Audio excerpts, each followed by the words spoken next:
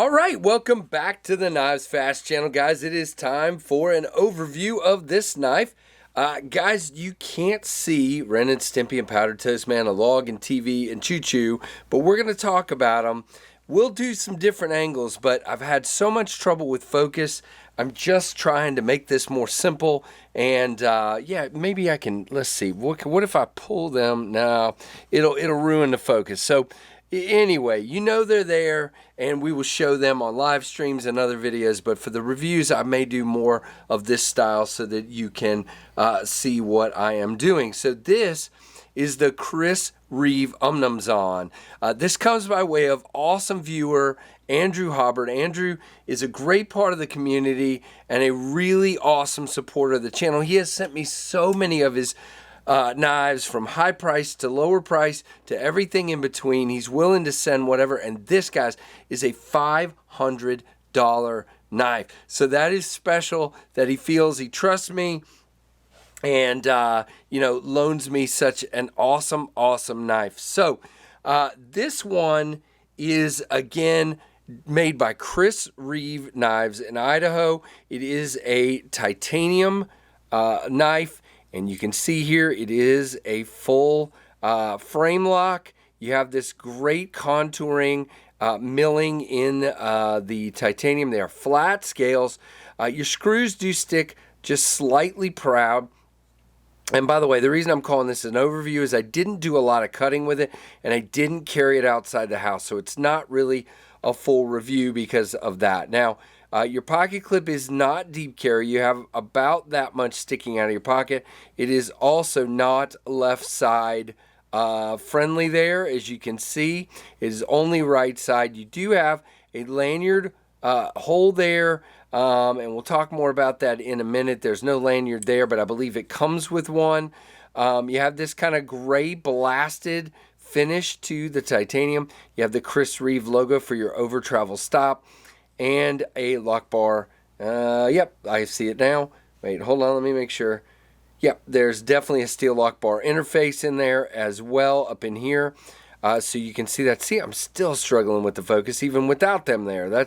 So maybe this isn't the ultimate answer, but we'll keep working on the ultimate answer. I moved the light a little bit there, but pocket clip is decent. In and out of the pocket is fine. Retention is good, but it's definitely got enough move in it where you can get it. You have barrel spacer there. I'm sorry, I meant to tell you it's not a pass-through lanyard hole. It's this spin around guy with the hole here. And what I was going to say is, do you hear that? Let's put it back here to the microphone. When you take the lanyard out, that spins around, and so you end up with a rattle. So people have told me you can Loctite that, or you can put a little glue in there, or whatever you want to do. But I wouldn't be able to put up with that. If I would not keep the lanyard in there, and I wouldn't want to have that rattly, but that's just me. Pivot is tooled on both sides. You have your Idaho made here, your Chris Reeve logo there, Chris Reeve logo there, but no billboarding on this gorgeous flipping blade.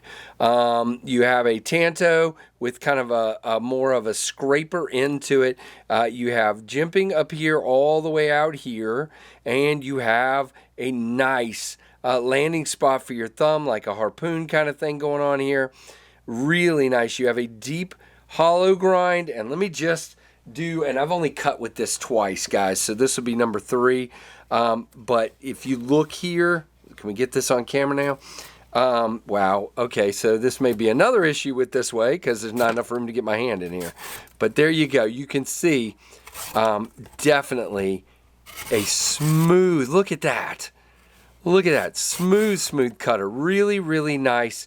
I love it, man. I'm being real careful with Andrew's knife here, even though he told me it was fine to cut stuff. I'm just being careful, but you can feel a very nice sticky edge here. You have a well done sharpening choil, beautiful finish, satin finish on the blade. Look at that. The hollow is so deep, so thin down here.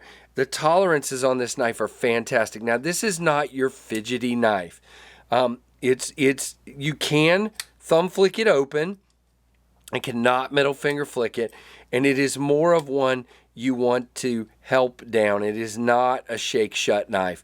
You do have thumb studs with the black rubber bands there, or bands, I guess you would say.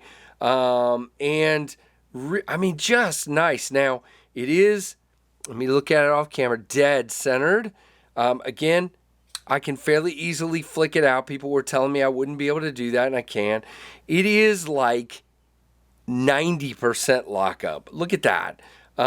Way over there, but plenty of room to access the lock bar, because they took the lock bar and they give you this chamfer here, and it comes over so you can just push that so flippin' easily. It's just brilliant.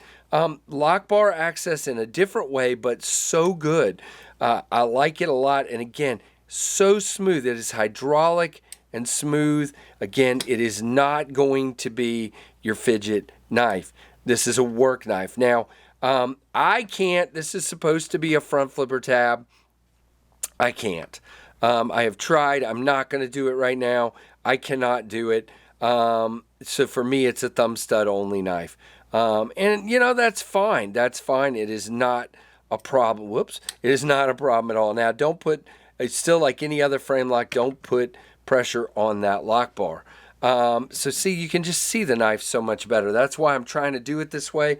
I might back it up just a little bit next time and see if we can get a little bit of Ren and Stimpy in there, and we'll see.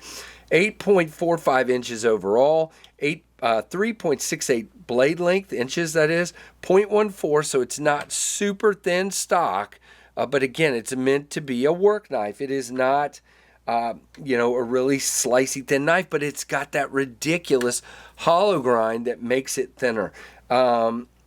This says 59 to 60 hardness, but for S35, and that sounds about like what they've been running them. Up to you how you feel about that, but I think it's pretty good. Hollow grind stonewash, 4.77 inch handle length. It is a 5-ounce knife, but it is 8.5 inches, so I'm not too worried about that. It feels good. It does feel like you have something substantial. Now, by the way, lockup is absolutely bank vault. No problems whatsoever. Ergonomics, pretty good. I mean, again, now with this sticking up, you got to get in front of that lock bar in order for it not to feel like it's digging in on you. If you're back here, it digs in just a little bit. You do feel the clip a little bit, but again, it feels really nice in the hand, and this thumb ramp is great. All right, and these are made in the USA. It's called the Umnumzaan, or the Zaan, as so many people call it. Let's do our comparisons, which I'm sure you're going to be able to see now really, really well. And you guys, give me feedback down below. Let me know what you think of this style. And again, I know you miss seeing Ren and Stimpy. We'll keep talking about them, and maybe I'll come up with some other way to show them. Yeah, maybe I don't know. Maybe I'll come up with something. But for now, this is what you get. So it is very close to the same size as the Rat 1 and bigger than the Rat 2. Very cool comparison there, because you get one that's very close in size to the Rat 1. Very, very nice. So what do you guys think of the Umnumzaan? Again, very thankful for Andrew for sending this out. This is one that you're going to have a hard time finding it. It is listed just about anywhere. There is also a drop point version. These are $500 when they are available. I have been told the drop point is near to impossible to get a hold of, and this one's a little bit easier. Just keep looking, guys. That's all I can tell you. Look on the secondary market.